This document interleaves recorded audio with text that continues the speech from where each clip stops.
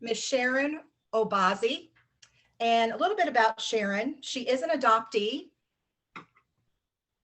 excuse me, whose identity formed through tribulations and triumphs, creating a success story, a revelation of optimism and chance, utilizing humor, wisdom, integrity, and activities to spiritually connect, lay a foundation, and transition gracefully into a whole through adoption.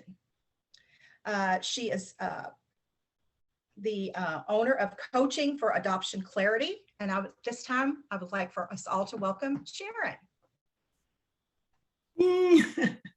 Thank you, everyone.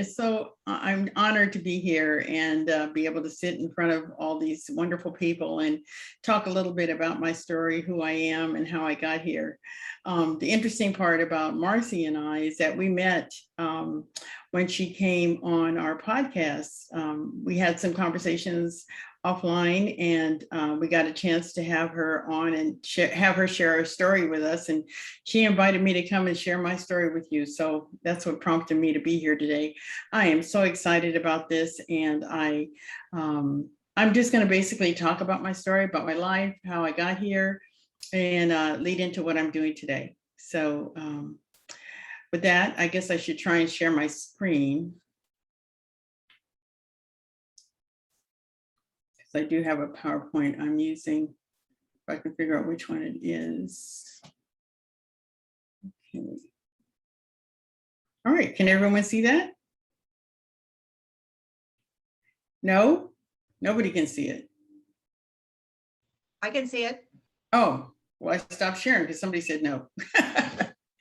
Okay, let me try again.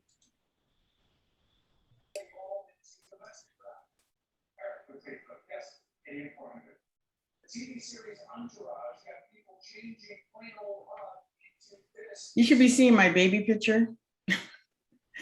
Yes, yes. Okay. Yes, good. yes. Okay.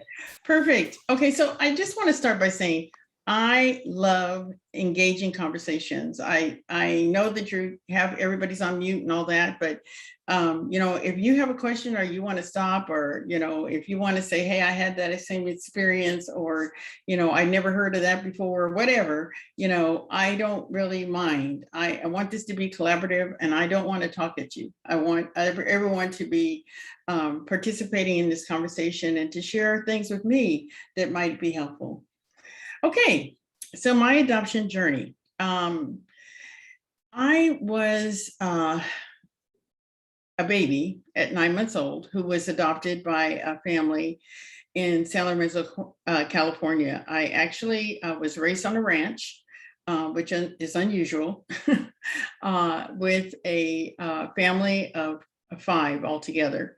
So my mother was quite artistic and creative, and she would do things like take a lot of pictures of us, and then make all our clothes and all that good stuff. So she was a great adoptive mother, and we miss her much.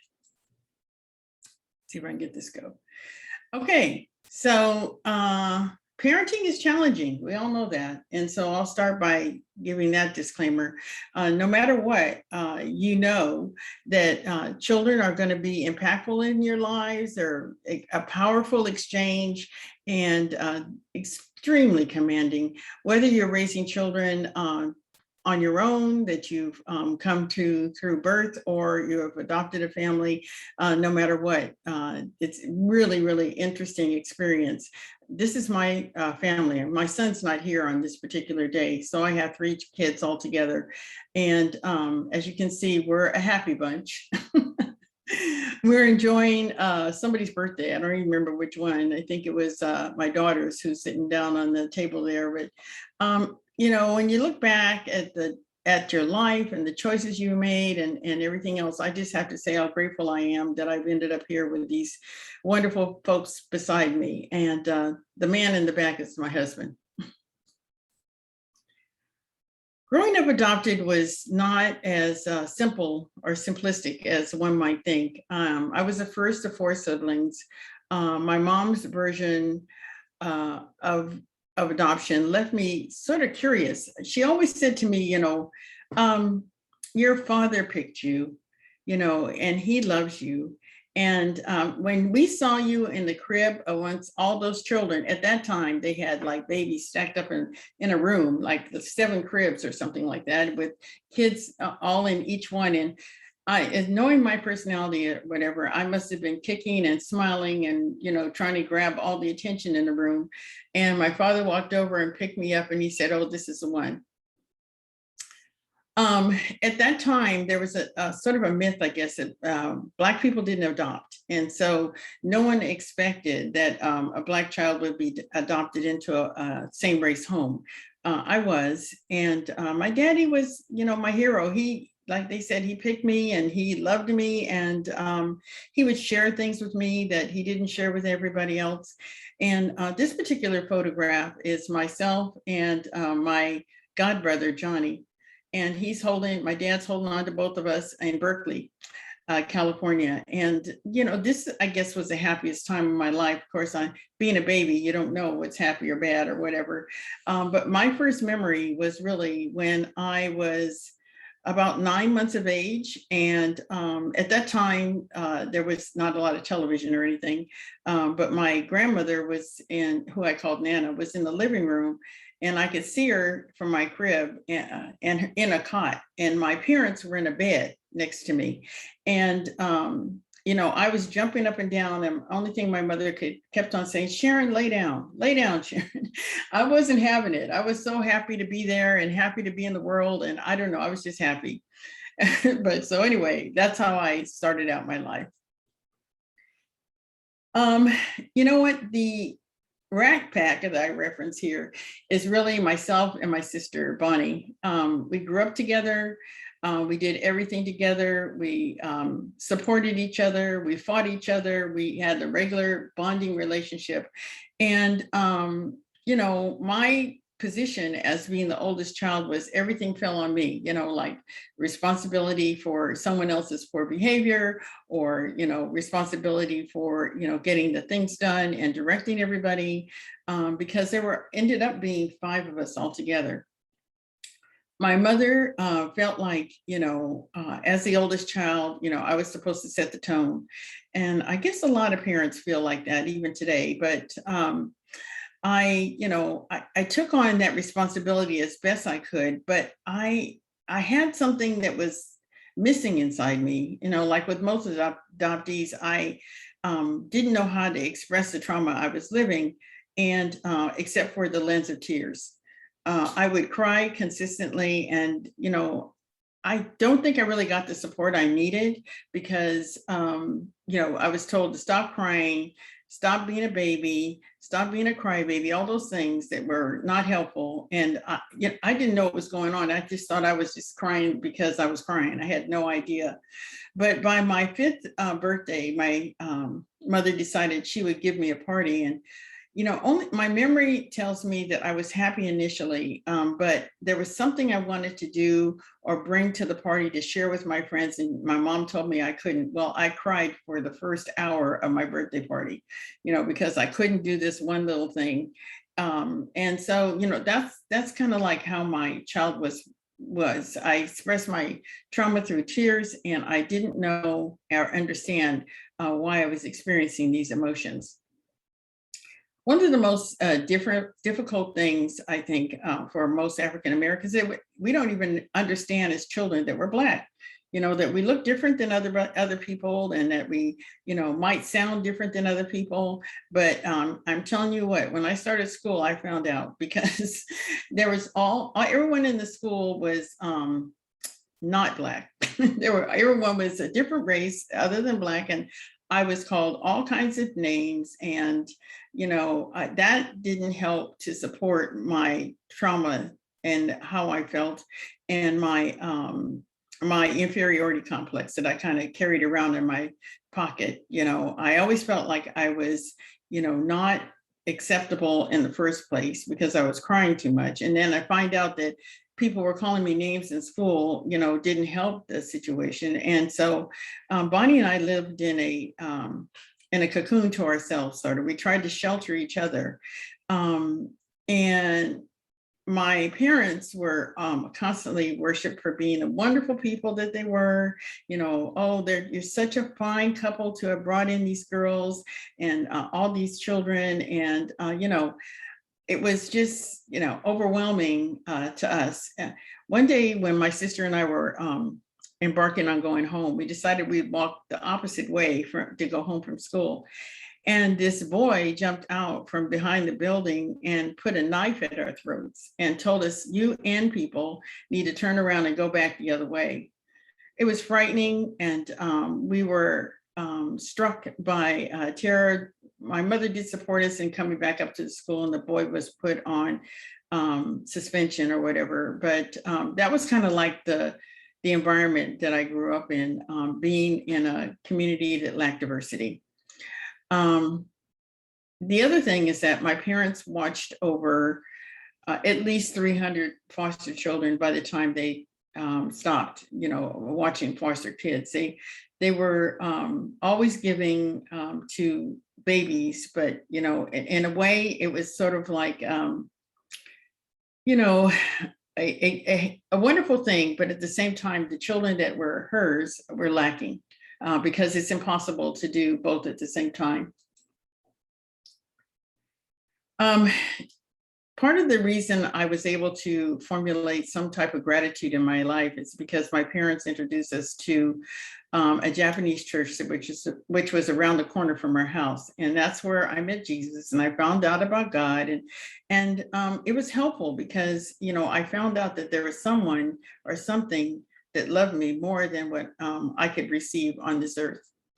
So that was sort of like the foundation that kind of carried me, even though I was in turmoil most of the time and not feeling very positive. I just knew that Jesus loved me, and it helped to support me and help me to give me a solid foundation and walk, at least put one foot in front of the other and continue on.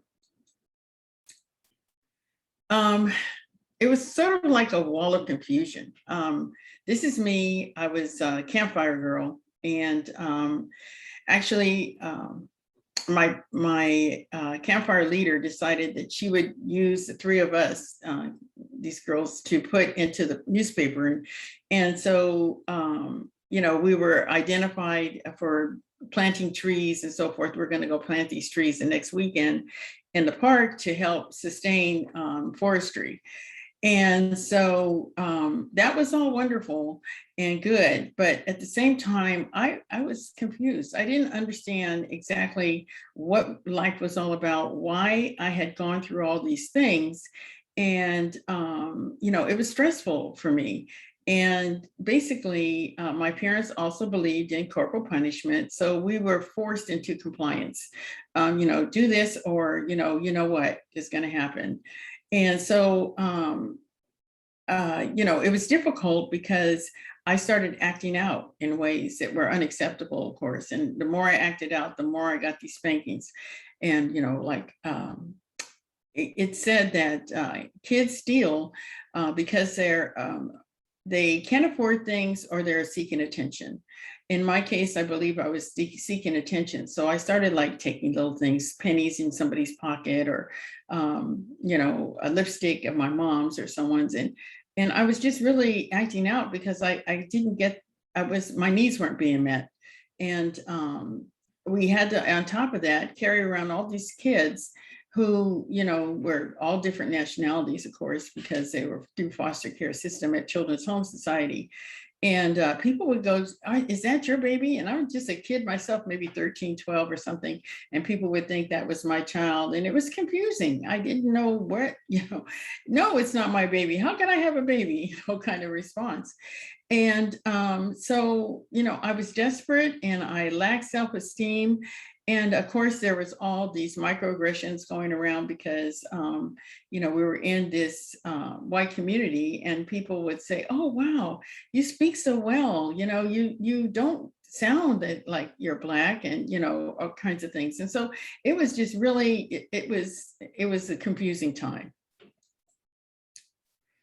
Okay, I know everybody's heard about the 1619 Project, when slavery began and all that stuff, and how, how this occurred. And until 2019, it wasn't even published in books. And so no one taught us about these things. Well, I brought that up because this is a high school I went to. We were the Confederate rebels.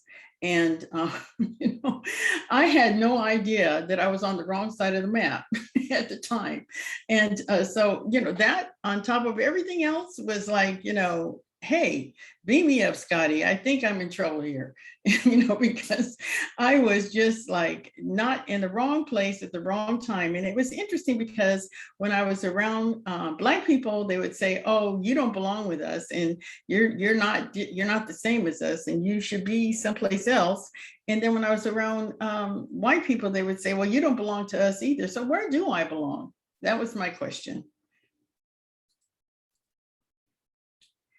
So as I grew older, I grew out of adolescence into teenage type of, behavior and stuff. And I didn't have a boyfriend or anything like that. I wasn't interested in any of that.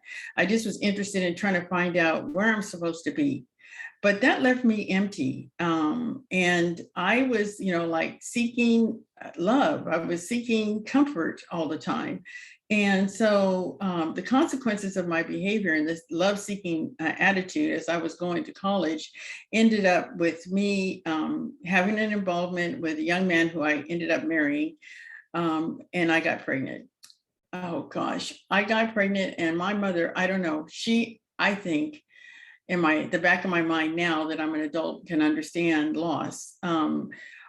When she found out I was pregnant, she was so upset with me, and she kicked me out of the house. And told me never to come back again. And honestly, I didn't know what to do. I just left. And where could I go except for to the boy's house who I'd been with, and try to formulate a life. Well, basically, I was a young kid, only 18 years of age, lost in clear sight, didn't know what to do with my life. And, I was thinking, I'm going to meet all these wonderful Black people and they're going to welcome me with open arms. Well, it was nothing like what I expected. A lot of hostility and anger. In fact, the dark days began, and that's why I call it that, is because he was abusive and it was horrible. I mean, I tried to live through that whole situation by caring for the child I ultimately had, but it was just really a difficult time frame for me, and the things that I ran into and ran from were overwhelming. And I didn't know what to do or how to find comfort. And so I had my son, and then I was living with my mother-in-law and my husband, and he was not nice.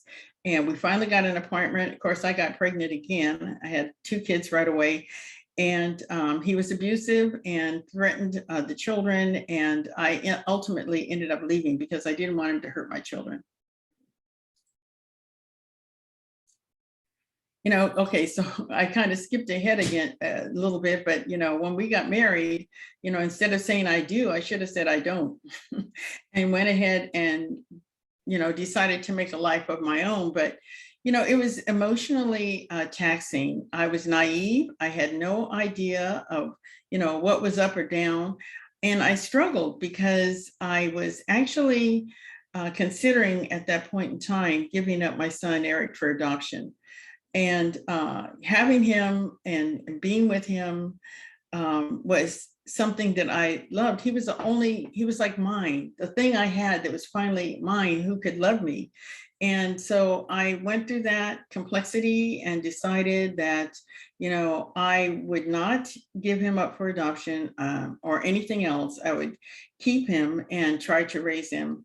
But like I say here, I was forced to comply with social norms. So I tried to get married and make a life for myself and find a job and do all the things that you're supposed to do. As I said before, I lived with abuse. I really didn't talk to my mother at all after she kicked me out of the house for at least 4 years. And in the process of all this, I ended up having all my children in the hospital by myself. No husband, no mother, no mother-in-law, no sister, no nobody. And so I tried to care for my children and give them a loving environment, and also to find some independence. And at that point, I decided I would leave my husband and try and form my own life because nothing was working. I was basically a child who was raising children, and that was the beginning of sort of a downward spiral for me. I made some poor choices. I was in unhealthy relationships. I attempted to return to school, but there were so many obstacles, and I ended up going back into the welfare system where I held on to my anger, and I had no support from my adoptive parents. It was just hard. I mean, I tried to do the best I could with the circumstances that I had in place. And so I, made poor choices. I was probably around some very toxic people. And so my rising star was starting to fall. The downward spiral was overwhelming, and I didn't really know what I was going to do. But I'm going to stop here and ask anybody if you have anything you want to contribute or say to me, or questions you might have. Okay, crickets. I guess I should move on. Okay. Well, here's my return to work. I finally decided, I had to do something for myself and pick myself up and get myself going. And I stayed at home until my youngest child was 5 years old. And then after I got my first job, I ended up being honored as Employee of the Year and was published in the Oakland Tribune. And I started regaining some confidence. This was my first long-term permanent position, and they could see, I guess, how committed I was and how attentive I was to what had to be done and what had to be done. I ended up, this is my first job, but basically I ended up with another insurance company, and I worked there for 25 years in the corporate industry, and had a great experience. I traveled all over. It was amazing, considering where I came from and where I was going. This is me and my husband. We got married in 1982, and he's the love of my life. And he basically was so caring and attentive. He loved my children. In fact, they met him first. He worked not too far from my house, and they would be playing outside or whatever. And he would say, "Oh, you guys are so cute." And they would have these wonderful conversations. Well, they would come home and say, "Mom, do you have some bananas and peanuts?" I said, "Bananas and peanuts? Who eats bananas and peanuts?"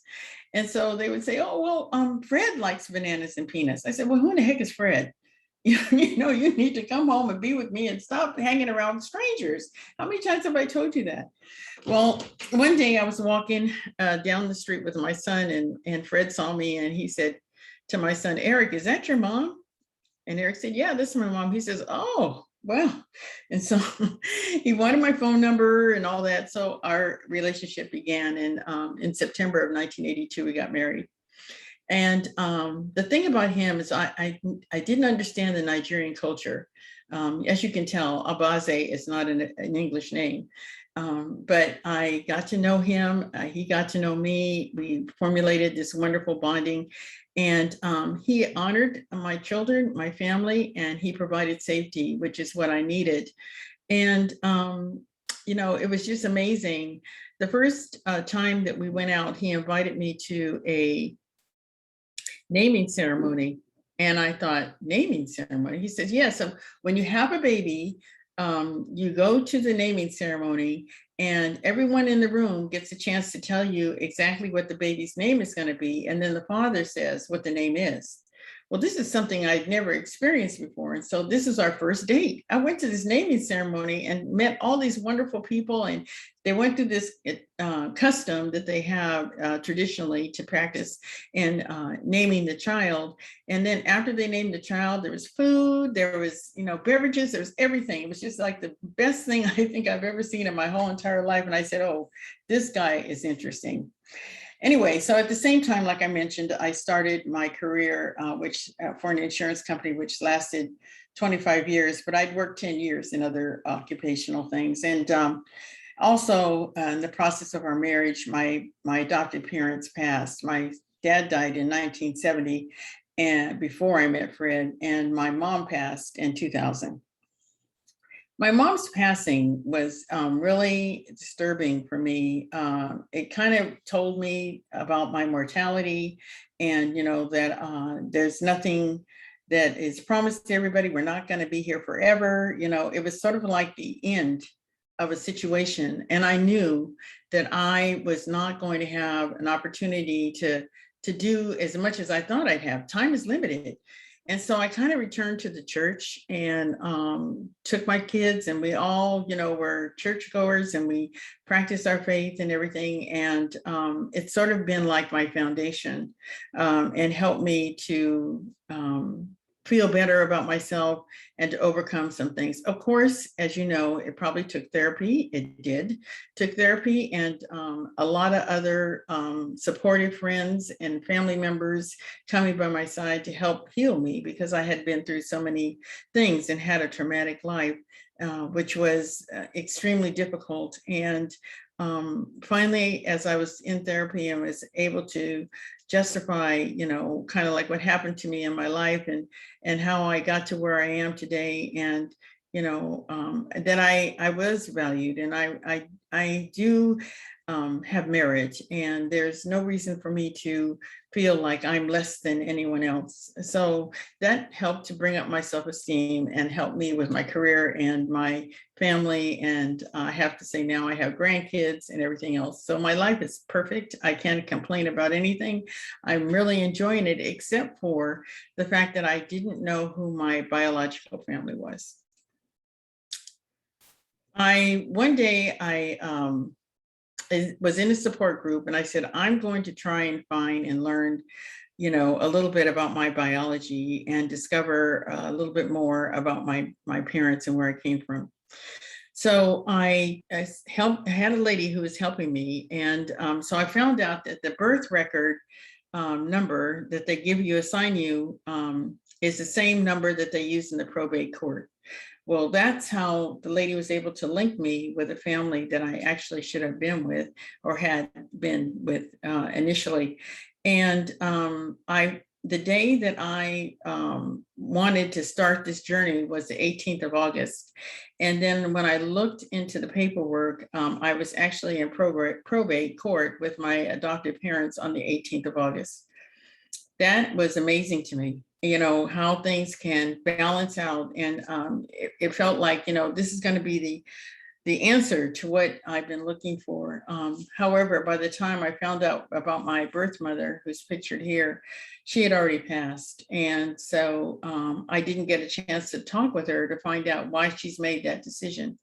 I did find out, but I'm writing about it, so I don't want to say too much here. But these are my siblings on my mom's side. As you can see, they're quite lovely. I don't know how much family similarity we have, but we have a great relationship to this day. We're interacting with each other, and I'm so blessed to have found them. And this is my paternal family. My dad, Edward Butler, which is why I call myself Sharon Butler Obazee. One day I'll have it changed. My sister Nola took a swab from my dad, and we turned it into Ancestry, and I was able to get confirmation that Edward Butler was my father in writing. And that was like the most healing thing to me.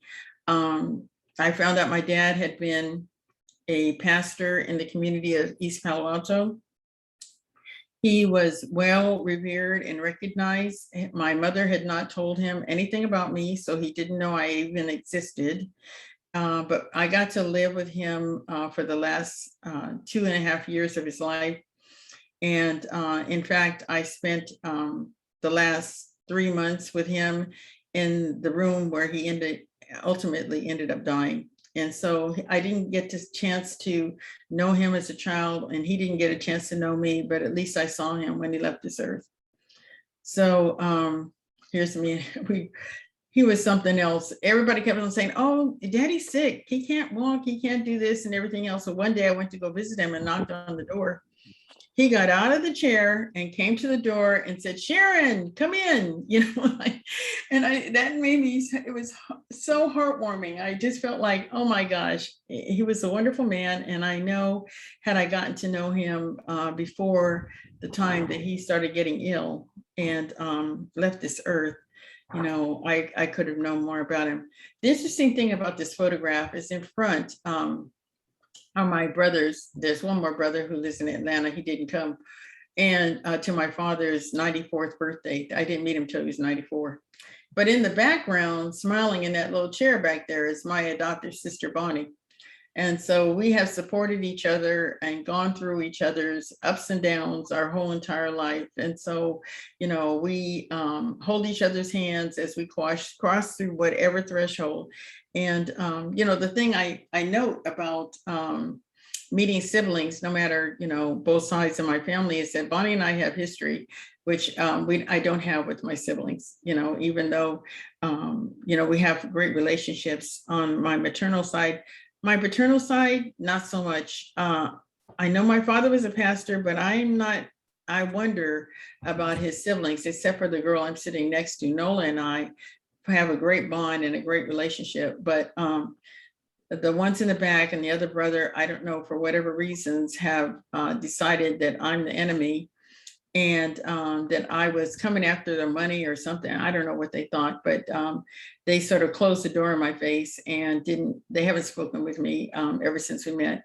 So, I caution people who are going in reunion to not have too high of expectations, because you don't know exactly who you're going to meet or where they're going to be emotionally or psychologically. You can be rejected by your parent just as well as by your siblings, if you're going to have siblings, but sort of live through the experience, but don't have expectations that are too high. My father, on the other hand, I think would have welcomed me had we had a chance to know each other prior to the time that he, left this world. This is what I do. I try to help other individuals who are going through the process of adoption, primarily adopted parents, because, my experiences were pretty deep and they weren't always positive. So in order to support the adoptee, I support the parents so that they can have a better idea around how to work with their child, how to understand the child's culture and identity, and help the child to grow into a position where they feel loved, wanted, and have self-esteem.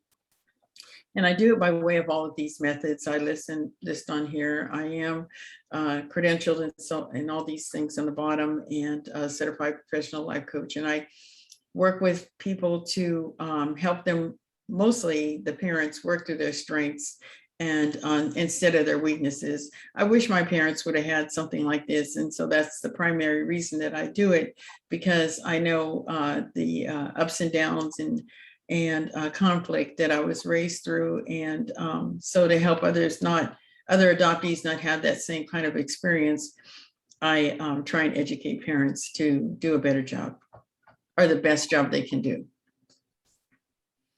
This is my podcast where we focus on the heart of adoption. Myself and these three ladies, Shelby and Hope, actually are hosting a podcast together. And the 3 points of view that we have come from the vantage point of Hope. On top here happens to be an adoptive parent, a birth mother. Shelby is a adoptive parent, and of course I'm an adoptee. So we interviewed together people who are within the adoption constellation, and we talked to them about their experiences, what things that they might want to share. They can give their own personal perspective and help to educate the adoption triad and anyone who might be involved in the constellation. And that's actually where I had a chance to hear Marcie's wonderful story about her experience. And I'm currently reading her book. I'm halfway done, Marcie, by the way. And so we now have about 45 people in our pipeline. We try to mix it up between adopted parents, adoptees, and birth mothers. And we also have educational moments right now. I think our first show was Tony Monty, who is actually the person who was involved in New York and getting the open birth certificates available to adoptees in New York. He worked with Governor Cuomo to help that to happen. And so we talk about that, and we have other stories that we bring to or other information, I should say, that we bring to the table. It's currently airing on Spotify, iTunes, etc. And we're always looking for people who feel like they can come on board and would like to share their story and the situation, how they were raised and what they went through to help to continue to educate the constellation. So anyway, that's the end of my story here. Huh. And I'm done speaking. I don't know if anybody else is on. I'll start off with the first couple of questions, Sharon, if that's okay. Okay. So let's kind of back up just a little bit and go back again to your story. And I kind of like to explore. So you said that when you got pregnant as a young girl, you basically were out of the house. So there was just no relationship there with your adoptive family at all, or was it just, did it become estranged and they were back and forth in life? No, we stayed estranged for 4.5 years. I was hurt, I was hurt, and I didn't understand, why they would have done this to me. And the fact that I had to have children and raise them on my own and all that, I was very hurt. And I didn't speak to anyone until after my youngest daughter was born. And then one day I decided I would call my mom. And so I called her and I said, Mom, she started crying on the phone. And she never said she was sorry, but she did, sound like she had remorse. And so, come home and come see me, or, where are you? And so we began to bring our relationship back together at that point. So your children were able to have grandparents? They were able to have grandparents. Yeah, they know their grandparents. They were able to grow up with them, be on the farm, and do some things with their grandparents. And so, because that 4 years later, they were still quite small, and in fact, Christine was a baby, so my youngest one. So my mom was happy to get to know her grandchildren, and they were happy to get to know her.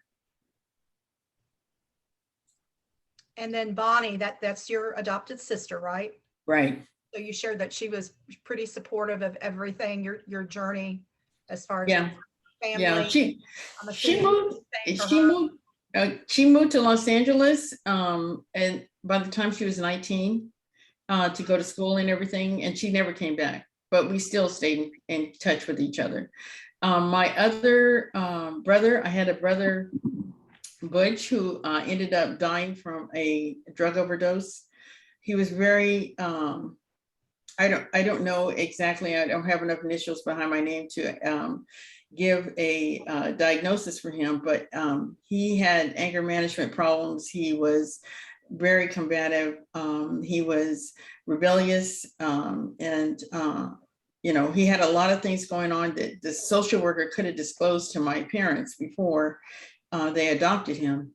because they adopted him when he was like, oh, what, maybe 8 months old or something. Who knew that he was going to grow into this tumultuous person? And, but he was a terror, and, it was difficult trying to manage peace in my mom's house. After I came back, that was my whole life was all the time was managing Bush, because because I'm still the oldest, and so people, Sharon, what should I do about the kind of thing. And so that was his situation. Then there was I had another sister who is now I'm estranged from, and it's a whole long story that I'm going to write about in the book. But basically, she was the favorite and was always respected and thought of as the one who was the angel in the house, and she could do no wrong, and everything that happened was always either my fault or Bonnie's fault. And then there was my youngest brother, who my parents really didn't adopt. They actually did guardianship with him because his mother had fetal alcohol syndrome, and he didn't quite, develop properly. And she always felt like she needed medical assistance for him. So she only became a guardian so that he wouldn't lose any of the benefits he had from the government. And one last question before I open it up to the audience. When you met your biological father, were you able to get some of your mother's story about their relationship or anything there? She only thing, well, I know some things from my siblings, of course. And one of the things is a story that they told me that she never told him that she had a child for him or gave the child away. Except for one day in 1996 or something like that. She saw him in the grocery store, and she walked up to him and said, I had a child for you, but I put it up for adoption. And my father was standing there like struck, shocked, didn't know what to say, kind of thing, like, what? But she finished, by the time he resolved and kind of, took in the whatever the atmosphere, realized where he was, she had gone. She left out of the store and took her kids with her. And so he went home and he told his wife, who's now passed, and my sister Nola, who I mentioned in that photograph, that, this woman came up to him and said that he had a child. And so I don't know, they never tried to look for me or anything, as far as I know. And that was the only, acknowledgement that I existed. Wow. Okay. Well, your presentation was excellent, Sharon. Thank you. Would everyone agree? It was a great presentation. So, okay, let's see who's got some questions. Who would like to ask Sharon the first question? Gail had her hand up. May I go? So forgiveness is a big topic in the adoption constellation, for sure. In light of the fact that your parents took in over 300 foster children, how did you get to the point where you could forgive them for abandoning you in your moments of need? That was part of my struggle, actually. From the time, I think, from 18 till maybe 29 or something like that, I was angry. I was hurt, angry. I was mad. I was, every single negative adjective you can think of, I was probably experiencing. And I basically, instead of taking it out externally, I internalized all that. And so I wasn't the best person to be around. And I wasn't, there was nothing productive or positive about me, and how I expressed myself around others. I was good at code switching. I would be one way in the government, in a corporate America kind of thing, but at the same time, I was just dealing with all these demons. And so that's why I had to go through therapy and everything else to try and overcome that. It had to run difficult. Yes, it was, Gail. Thank you for asking. Thank you for sharing.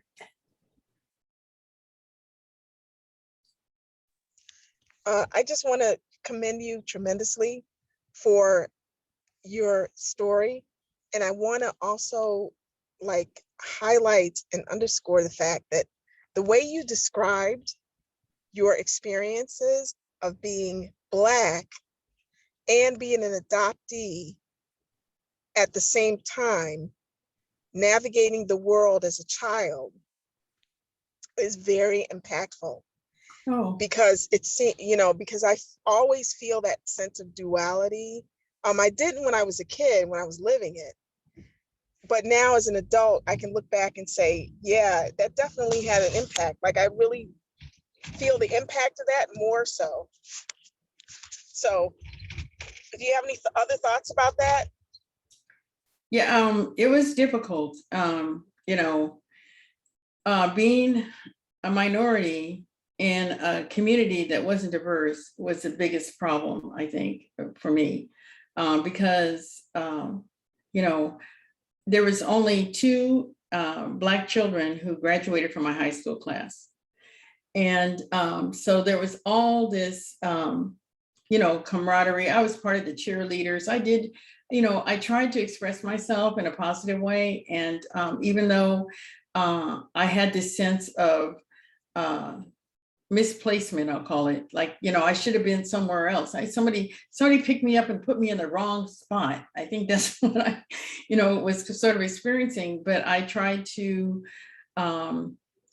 you know, fake it till you get it, or fake it till you know, just go through the motions. It's going to be okay. And one of the things I have to really say about my mother is that, you know, she would tell me, you know, like if she saw me walking home from school and my head was down and I was feeling bad or whatever, she always said, hold your head up, Sharon, hold your head up, you know, and it gave me the courage I think I needed to continue to put one foot in front of the other, even though I was, you know, I was broken.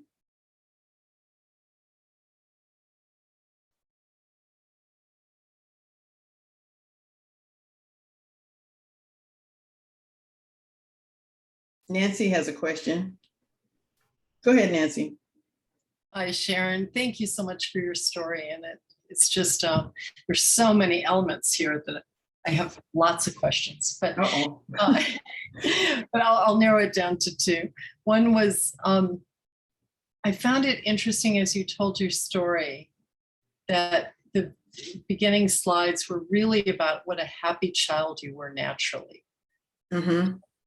And how engaged you were in life, and you know, you liked being the center of attention. And then it shifted suddenly to crying a lot and being a crybaby, or being called a crybaby, or you know, like your sensitivity started kicking in. And I'm just wondering, do you, looking back, remember what might have shifted that for you? I think, you know, my parents didn't mean to be, but my mother was very abrasive. And she would, you know, even to the point where she liked to wear the pants in the family, you know, she would tell her husband, you know, go sit down and do this or whatever she wanted, you know, because she was driving everything around. And so because she was so direct and forthcoming, I think the shift for me as I've gone through therapy, it was that, you know, I wanted her to hold me. I wanted her to, you know, love on me and let me know it's going to be okay. And she wasn't capable of that. So that kind of leads me to my other question. It's just to have adopted 5 children and then fostered 350, was it? Or yeah, it's a lot. I'm just wondering how many hours there are in a day that she had to do all of that. But what do you think now, being an adult and looking back on it, motivated them to foster so many kids and adopt so many children? You know, I think part of it was because, of course, she couldn't have children. I remember seeing my father helping her through the hall and to the restroom and her crying. And as I grew up and everything, I knew it was probably because she had another miscarriage. She couldn't carry a baby to term. And she finally talked about it, you know, to me a little bit with me. And, I think how we overcompensate sometimes, because we can't get to one thing, so we'll do it extra over here to make up for that. Yeah. I think it was a lot of overcompensating. And then the other aspect to it, I think, is that, in those days, if you did something that was wonderful and viewed as, honorable, in fact, they were in 1967, they were honored by the state Congress as being Parents of the Year. So, they were doing it for, I'm sure, the sense of doing something positive, but at the same time, there was a lot of this fed into, the other aspect of their lives and desiring to be Black and known and honored and good. Mhm. And so I think that was part of the motivation. So many, I can just imagine as a child growing up, how many contradictions there might have seemed to be, and you're navigating your way through it. And all of your siblings are adopted? All And of them were, yeah. Yes, we were all strangers to each other and to our parents. Oh. Oh my gosh, a million questions, but thank you. Thank you.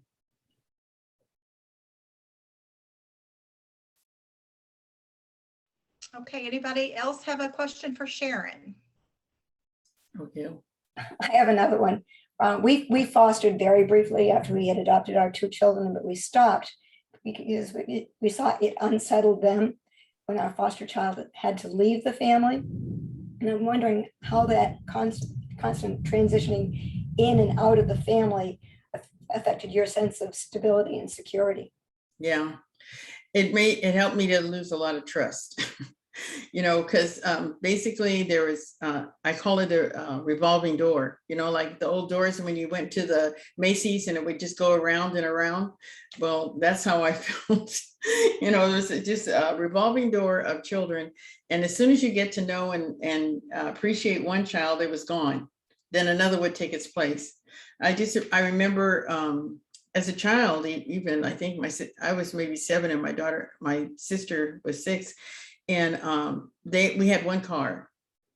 And so my dad would have to go to work and use the car normally. But if my mom had an appointment with a doctor or something like that for the babies that we were taking care of, she would, take him to work and then come back with the car because she had to use it, obviously. Well, I remember being awakened at 3 o'clock in the morning and her saying, come in here, you got to go and stay in the room and watch the babies and, and so make sure that everything's okay. And,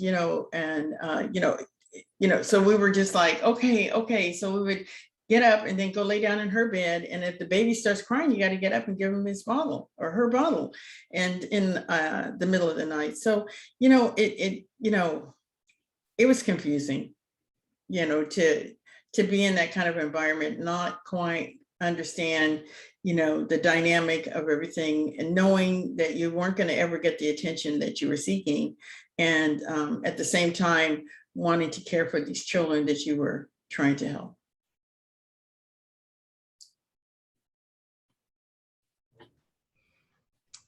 Okay, Sharon, let's see. Tracy's asking, did Bonnie reunite with her biological family?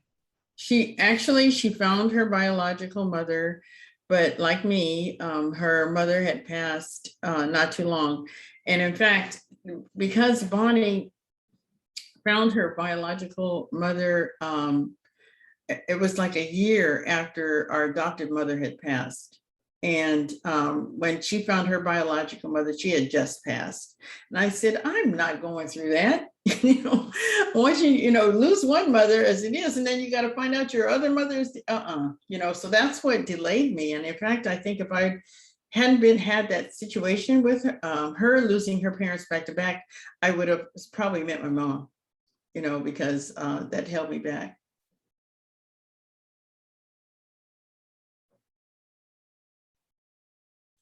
Okay, my contact information was on the screen. I can put it in the chat. Someone was asking.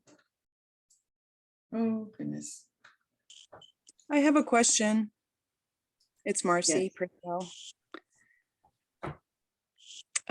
So Sharon, it's Sharon, right? Sorry, I'm distracted, but I'm engrossed in your story. I was raised in a really chaotic adoptive environment with a lot of foster kids as well. And it's really rare for me to like just come in contact with somebody that has a story so close to mine and that resonates so strongly with me. So I really appreciate you being able to really articulate so well, like what that feels like and like the complexities. I mean, I was close to my adoptive father as well. And my adoptive mom was really similar to what you describe.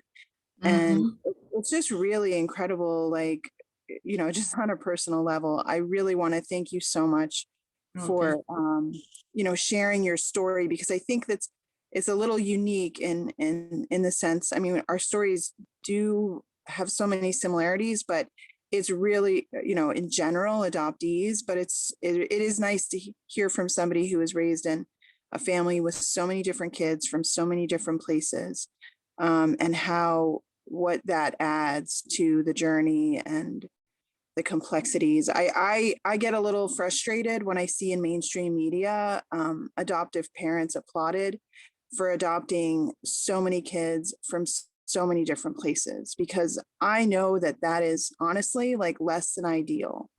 And I'm sure that there are exceptions to that, but providing the level of supervision that's required when you have that many kids coming from that many different environments, traumatic backgrounds, etc. I have a hard time imagining that being an ideal situation for a kid because of my own experiences. So it's really great to see that and hear that validated by another adoptee. Thank you so much. Oh, thank you for your comments, Marcie. You're giving me chills because, it's just having someone else who's also gone through the kind of experience. It really resonates and helps me to feel like I'm not on an island, That's how I feel right now too. I feel like, wow, there's another adopt that really knows this particular journey. Like it's kind of, I have chills as well. And I really appreciate you stepping up and sharing some of those more intimate feelings that go along with growing up in a family like ours. Yeah. Thank you. Okay, I think Tina Brown is next. She has a question. Hi, Tina. Hi, thank you so much, Sharon. I just really enjoyed everything you shared, especially with the pictures. Just seeing your face as a child is beautiful with your sister. Oh, thank you.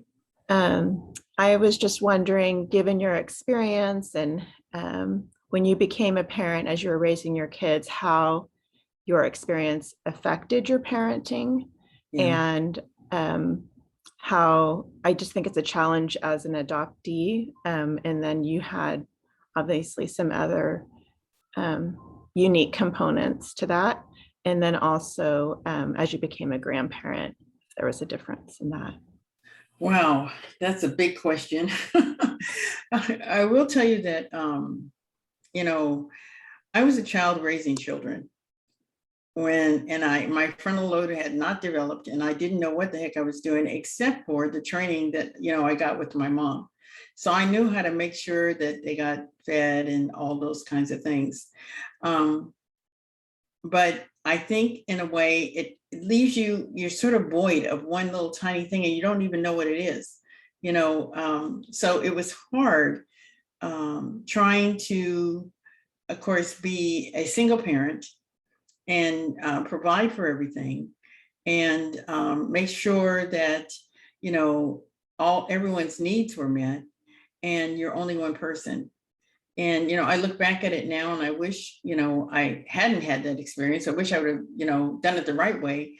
But, what happened. And it was just because I was, always seeking, love. And so when I finally had kids, in a way, that was my fulfillment, initially, it was just gave me the ability to have something that was finally dependent upon me, needed me as much as I needed them, so and you do your best. I mean,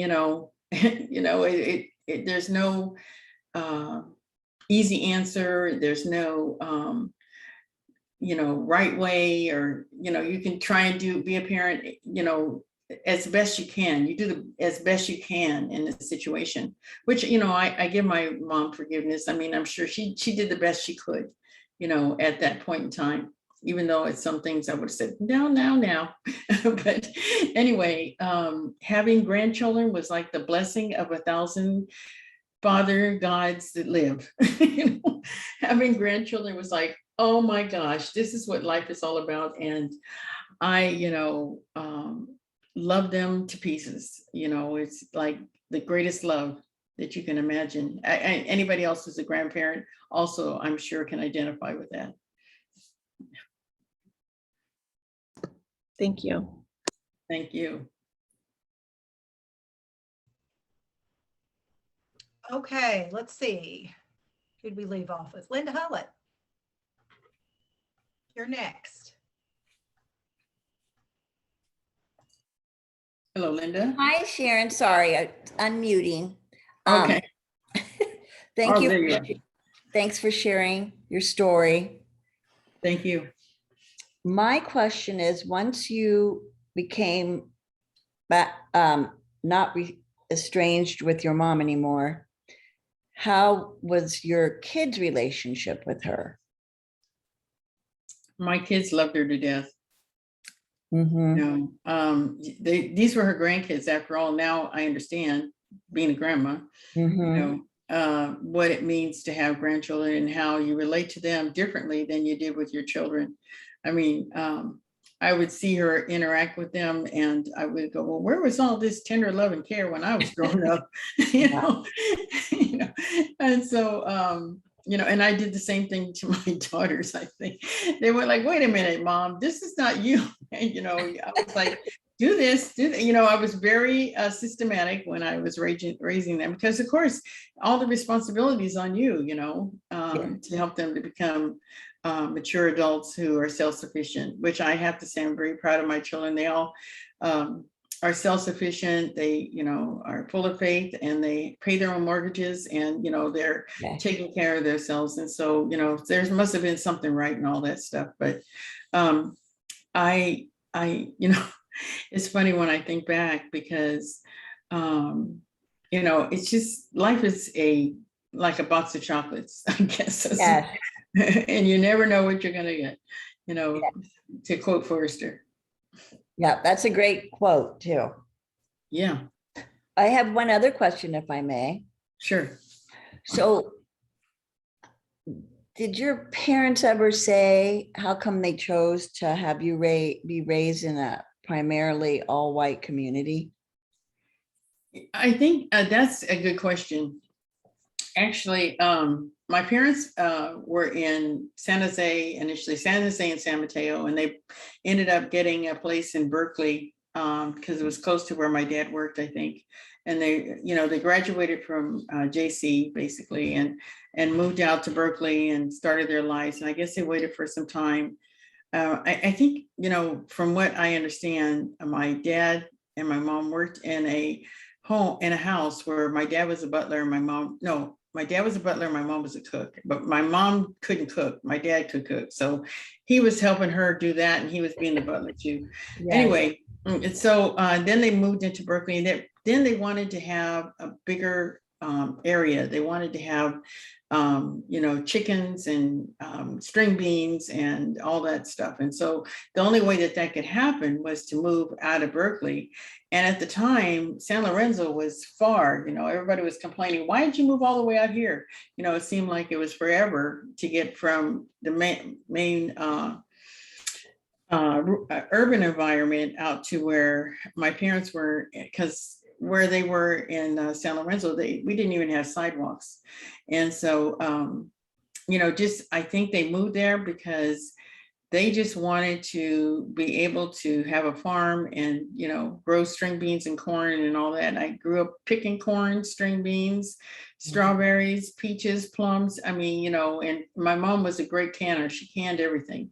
And so between that and the chickens and everything else, she was able to sustain us, there was always food. We never had to worry about that.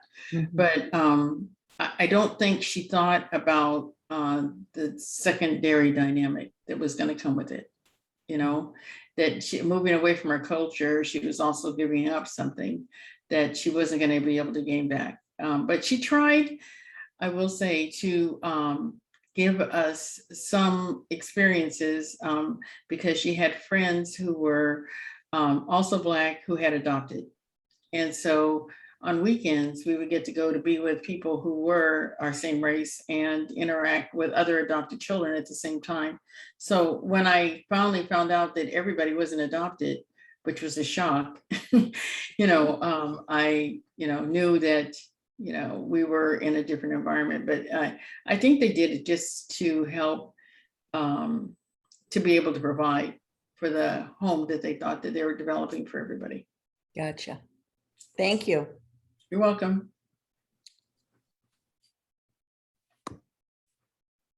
Do we have more questions for Sharon? Yeah, I'll jump in. Are you in England, by the way? I wanted to ask you, where are you? I know I'm in Australia. Australia. Okay, thank Yeah. you. I didn't know where Yeah, you were exactly. Yeah, look, thanks for your story. We all have such different stories that yet Yes. often there's so many intersections in the stories that we can all relate to. And yeah, I'm a late discovery adoptee. I found out 4 years ago by DNA officially. Yeah, I'm also a foster carer. I hate it when people say to me, "Oh, you're such a wonderful job," because those same people, when one of your foster kids is running amok, "Oh, you're the parents of that foster kid." Yeah, everyone wants to tell you how great you are until there's a problem. Yeah.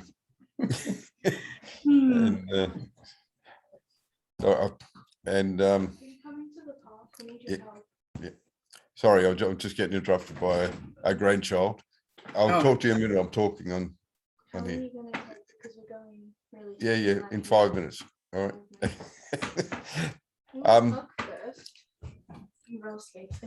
Yeah. No, I can't. In a minute, please, and I'll come and see you. All right. Sorry about that. I always get these interruptions when I'm talking. And all right. Yeah, my world. Where do I start? There's so many things you said that I could relate to. I have a different view of adoption. I hate adoption with every breath I take. And yeah, I hate the fact that my birth certificate was cancelled. I hate the fact that I was legally severed from my biological families. And my families were completely different. My father was Italian, my mother, Aboriginal Australian heritage or Scottish heritage. I could have fitted into each of those families and been completely different. I could have fitted into the Italian family and been bilingual and brought up as a Catholic in an Italian family, completely different culture. I could have been brought up with my maternal siblings. It would have been sliding doors. I don't relate to my adoptive parents as my parents. My father died in April. My adopted father, that is. But yeah, that relationship was strained from the day I found out. Yet I grew up in a loving home. But the fact that I was lied to is sort of undone all of that. I think I can relate to, you mentioned an adoptive brother that died. I can probably relate to that. I was quite an angry from a teenager up. to about 40. And Oh, well. but I didn't know why. I didn't understand why I was angry. No. But yeah, I don't want to. It's not. I don't want to make a negative comment here. It's just the way it is, you know. But Yes. yeah, we all have these different stories, and there's just, so much to relate to, and grandkids. Yeah, as you saw. I have 11 grandkids. Oh. Yeah. So yeah, Wow. parenting is a different thing, and grandparenting is a different thing again. Yes. So, yeah, I don't know what the question was. I got bamboozled by that by my granddaughter coming in. I lost my train of thought.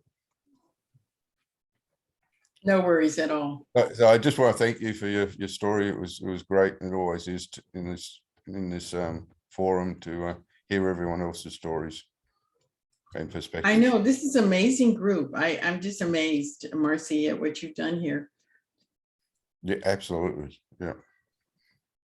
It's the group.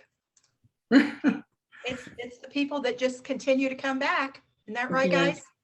Yeah. Yes. So I see Michael has a hand up. Michael? Yeah, I just unmuted. Now, you had mentioned something about I don't know if I want to say your first love, but it was so hard to, once you fell in love with someone early in life, it was hard to disconnect or, leave. And I don't know if I'm talking for all adoptees, but I remember my first love, and, when I was, 16, 17, something like that. And when it fell apart, it was like my heart was ripped out. Yeah. And I don't know if that's an adoptee thing. And, you had mentioned something about, your first marriage, about how hard it was to deal with that. And I'm throwing it out there to all adoptees. Is this something we all go through with that? Because we're looking for. You're cutting out there a little bit, Michael, but I think that's something you're asking everyone, not just me. But I think for me, I was just trying to find love and acceptance, and so that I was grabbing on straws, just looking for that, especially in my younger years. And the disappointment that came when I realized that everyone's not nice. I was naive. I expected something different, and like, Cinderella or something. And I had to learn that, life's not really like that. But I don't know. Everyone else can answer for themselves. No, but that's what it sounded like. I mean, I'm sorry I was breaking up, but Okay. It sounded like that. The same thing for me. I was, I wanted a perfect love, that first time around, and it didn't happen, so yeah. And I just, I think as I look back, and hear stories of adoptees, I think that might be one of those flaws we have. So Yeah, it's like the imaginary parents, the parents that live somewhere that are just, they live in a castle or something, and you know that they just have a wonderful life and they're wonderful people, and they would never spank you like your parents spank you. There's an expectation that there's something else out there that's a lot better, and you put all that, I think, into the first love you have too. Yeah, there you go. Perfect. Thanks Thank for you. being here. Thank you. thanks, Michael. Sharon, would you like to let everyone know how they can listen in to your podcast? And I'm going to go ahead and put the link for our website, and you can find them all there. And if you click on the show you want to listen to, it'll just take you straight to Spotify or wherever it is. at the moment. You know, I think it's linked to Spotify, but it's on more channels, but that's the easiest way to find it.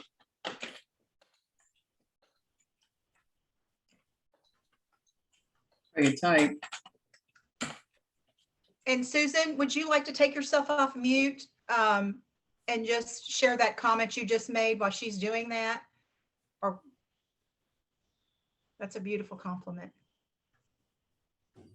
Marcie, are you talking about me? I am.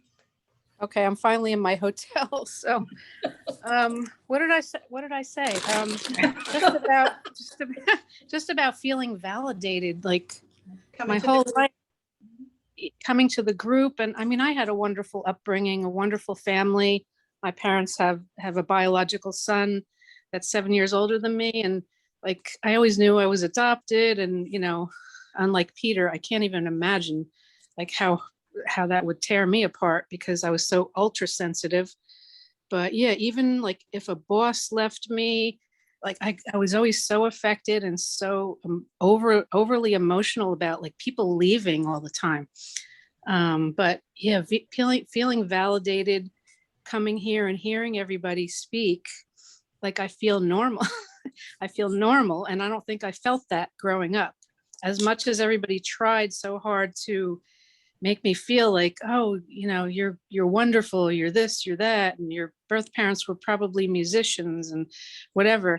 It's still, I still, as much as I tried, I didn't fit in, you know, and that doesn't mean I didn't have good relationships. I just never felt completely complete, you know, and yeah, I felt like I dropped out of the sky, honestly. I was always looking around at people in the streets, you know, could that be somebody related to me? I'd even look at my adoptive family's features. I'd look at their hands, I'd look at their noses or that, you know, and I thought something was wrong with me. So this has been such an amazing place. And I also told a friend of mine that connected with me recently from high school, who I didn't even know was adopted. He called me out of the blue, and I think he's been coming here, you know, connecting. So I don't know what I would do without this group. It's just amazing. All the speakers. I wish I had gone to Wednesdays too, because I'm a musician, so I think I could have related to that. But anyway, thank you all so much. Thank you, Susan. Okay, do we have any final questions for Sharon or any comments before we start to wind down the evening? Yeah, I do, Marcie. Teresa, okay. Yeah, I just wanted to ask, well, first of all, thank you so much, Sharon. I'm like just blown away. Just so many relatable parts of your story. And you know, I put it in the chat, I'll just say it again, your authenticity and relatability and transparency is just so valuable. You're just a very genuine soul, and I feel, you know, I'm very blessed to have been here tonight. But I wanted to ask you, in terms of your coaching business, do you do that virtually, or is that, because I mean, I know of a family that are considering adoption right now, and I don't know how educated they are about the constellation and what some of the pitfalls might be. And, you know, and I was talking to the mother of the woman who, you know, wants to adopt, and, you know, I was like, oh my gosh, now tonight here's a resource that maybe I could, you know, and I'm in New York, so just, you know, if you do that virtually. Absolutely, that's the only way I do it. I mean, COVID came, and anybody who I thought about meeting in person changed everything. So now I'm doing everything virtually, and actually it opened the door because a lot of my clients are on the East Coast, and so, which is amazing, you know, that I get to have clients that far away. But yeah, I'd be glad to interact with them. I have a very specific adoption preparation course that I do. And so, yeah, I'd love to talk to them. Great, thank you. I left my information in the chat if you want to. I copied. Perfect. Okay, great. Well, if there are no other questions, Sharon, again, we just want to thank you for coming on tonight and spending your evening with us. Again, your presentation was outstanding, and we have your contact information in the chat bar. So everyone feel free to reach out to Sharon online. And Thank you, everyone. Thank you, everyone, for letting me be here today. It's been very freeing to be able to say, out loud some things. So thank you. You're welcome. Okay, we're going to close with a couple of what's going on in the next couple of weeks. We did want to remind everyone that we do have virtual conference tickets for sale. Jennifer's put the link in the chat bar. And again, you can also visit our website. Feel free to reach out to myself, Jennifer, or Beth, any of the board members, Barbara Robertson, David Bowl. We're happy to answer any questions, and we'd love to see all of you in Indy. Let's see here. Marcie, just so you know, I also dropped the link into the replay from Wednesday night's Mary Gaucher. Okay. For anybody Thank who you. wants to see that, the replay link's out there. Great, thanks, Jen.